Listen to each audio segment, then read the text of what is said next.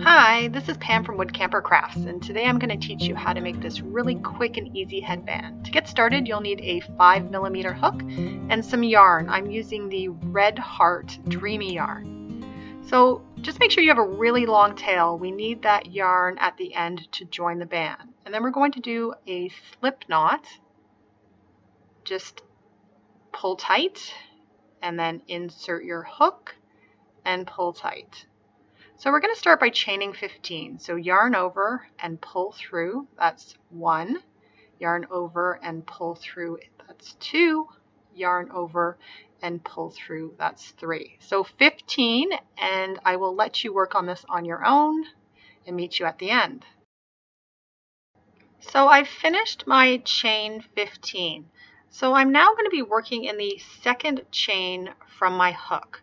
We're doing single crochets, so insert your hook, yarn over and pull through. You have 2 loops on your hook, yarn over and pull through to complete your single crochet. So just make sure when you're working here in the chain it doesn't turn, it's nice and flat. So I'm inserting my hook into the next chain and just doing a single crochet. So we're going to keep going until we have 14 single crochets in total, and I will meet you at the end of the row. So I've completed my 14 single crochets and I'm ready to start my next row. At the end of every row, we're always going to chain 1 and turn. So I'm going to be working 14 single crochets. The first stitch will be under both loops and the rest will be under my back loop only. It's easier if you just look at the stitches from the top here to find your front and back loop. So I'm going to start in my first stitch here, working under both loops. Insert your hook, and we're just doing a single crochet. So yarn over and pull through. You have 2 loops, yarn over and pull through both to complete the stitch.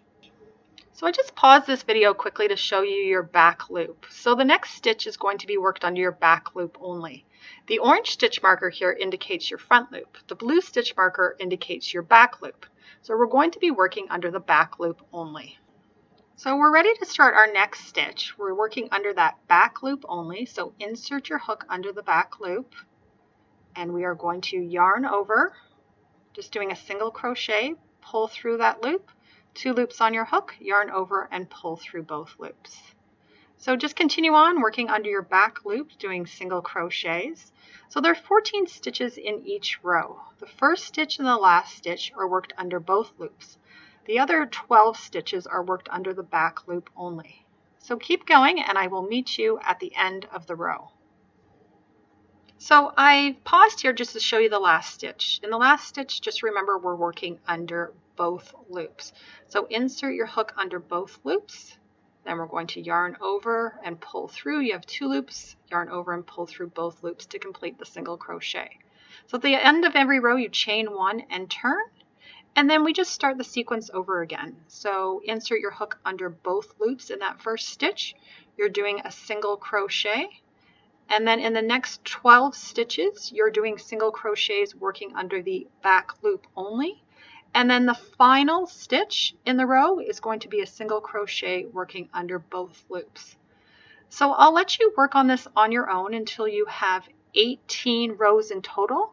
And I'll meet you back here for the next step.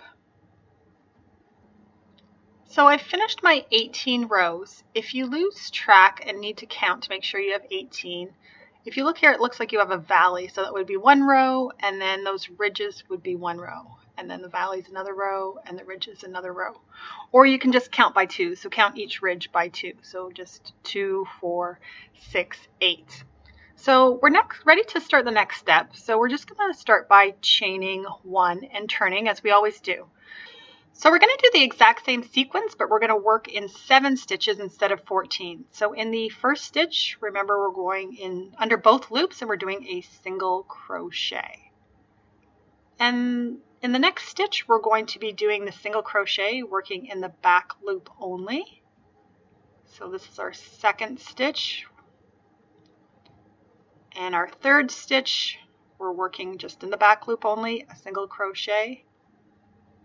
And then the fourth stitch, single crochet in the back loop only. Fifth, single crochet in the back loop only. and 6, a single crochet in the back loop only. So for our 7th and final stitch, we're doing a single crochet and we're going to be working under both loops. So we're finished this row and we are going to chain 1 and turn. So we're going to keep doing this. So a single crochet under both loops only in the first and last stitch, and then 5 single crochets working in the back loop only in between those two. So keep doing this until you have 20 rows in total. I'll let you work on that on your own, and I will meet you back here for the next step. So I've finished my 20 rows, and this is what 1/2 of the band looks like. So we're going to make 2 of these and then join them together. So you can just take your yarn here, and you want to leave a long tail again because we're going to use this yarn to join the band together. So make sure you have a nice long tail, and then just grab your scissors here and cut it. And then we're going to grab our loop and just take the end of our yarn and pull it through and tie a knot. So we're finished half the band here, and I want you to make another piece identical to this one. So if you need a little help, you can just rewind this video and watch it again.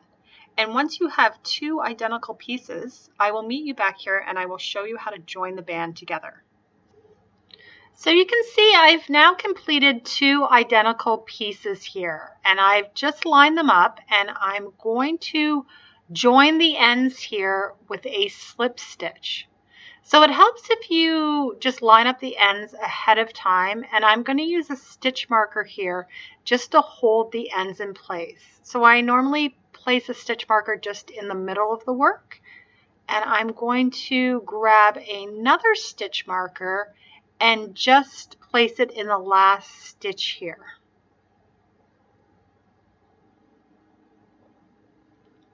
So now I have my ends lined up and I'm ready to join my work. So I'm going to grab my hook and just insert it into the first chain. And I'm going to grab the long end here. And I'm going to yarn over and pull through all the loops on my hook. And I'm going to take my hook and I'm going to insert it under the next chain. So just under one loop here and under one loop here. Then I'm going to yarn over and pull my hook through all the loops on my hook to complete my slip stitch. So I'm going to continue doing this all the way along. I'm going to do 14 slip stitches in total. I'll let you work on this on your own, and I'll meet you at the end of the row. So I've joined my band with 14 slip stitches. I'm now going to take my yarn and pull it through my final loop, and then just pull tight to knot. So you can see I have my 14 slip stitches and I've joined my band. So I have my band here, and you can see I have the finished side facing me. This is the side where I've joined with the slip stitch. So lie your band down so you have the finished side facing you, and take one of the ends and line it up diagonally. So we're just going to join it here with 7 slip stitches. So if you line it up just like we did before and take your stitch markers, and I'm going to put the stitch marker just in the middle here, just to keep it in place when I'm joining it with a slip stitch. It just makes it easier. So I'm just going to find my long tail here that I'm going to use to join the row. And I'm going to take my hook, insert it into the first stitch on both sides here. And then I'm going to take the tail, I'm going to yarn over and pull through to join the band. Sometimes you need to give it a helping hand, so insert your hook into the next stitch. We're working under both loops this time. And I'm going to yarn over and pull through to join it with a slip stitch. So I'm just going to keep doing this until I have 7 slip stitches in total, and I'll meet you at the end of the row. So we're all finished here. We're just going to take our end and pull it through our final loop, and we're going to pull tight to knot. So now we're going to take our other end, do exactly the same thing. So we're going to just line it up on a diagonal. So you need to take the two ends and line up the 7 stitches just as we did before. So once again, we're going to grab that stitch marker and just put our stitch marker in the middle here, just to hold our work in place. It makes things a lot easier.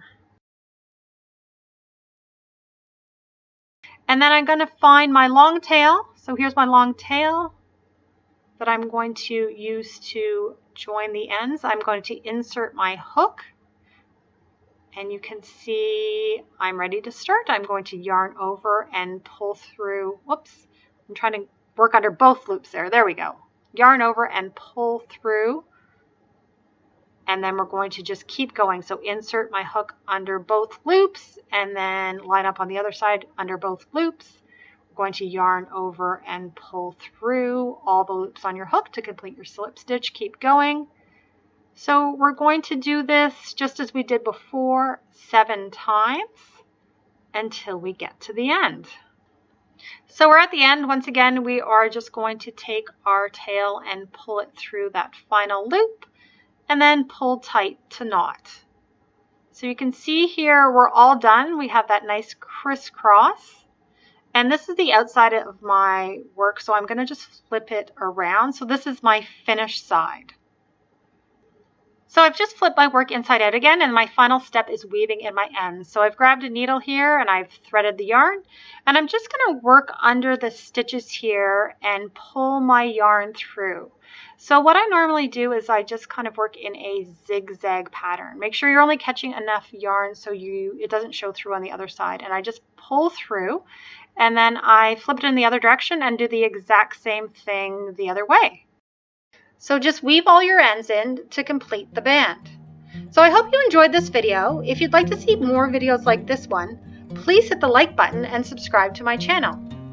So this crocheted headband is named the Huron Headband. If you're familiar with my crochet patterns, you know they're all inspired by nature.